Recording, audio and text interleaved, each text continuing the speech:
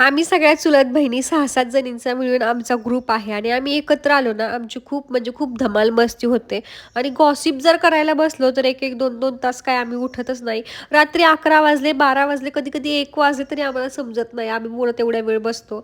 तर आमच्यातली सगळ्यात छोटी बहीण सिद्धी, तिचं लग्न झालेलं आहे आणि आम्हाला विश्वासच बसत नाही, ती सासरी जाऊन स्वयंपाक करते, एवढ्या सगळ्यांचं भाकरी वगैरे करते आणि दरवेळी ती आली, की आम्ही तिला चिडवतच असायचो. आणि मग ती वैतागून म्हटली, की "तुम्ही माझ्या घरी एकदा जेवायला या, म्हणजे तुम्हाला दिसेल, की मी कशाप्रकारे जेवण बनवते आणि कशाप्रकारे भाकरी बनवते." तर भाकरीच्या परीक्षेत ती 10 पैकी 10 गुणांना पास झाली, कारण तिची भाकरी एकदम टम्म फुगली होती. आणि जेवणाचा बेत एकदम जबरदस्त होता. ती म्हणजे चिकन रस्सा, चिकन सुक्कं, चिकन 65 आणि अळणी भात एवढा सगळा बेत होता.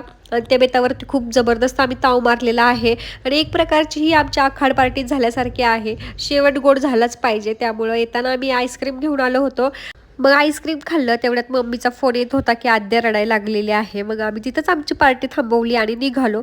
अक्षरशः एवढं जेवण झालं होतं, की रिक्षामध्येच पेंग येत होता. गेल्या-गेल्या आद्याला खाऊ घातला आणि झोपी गेले.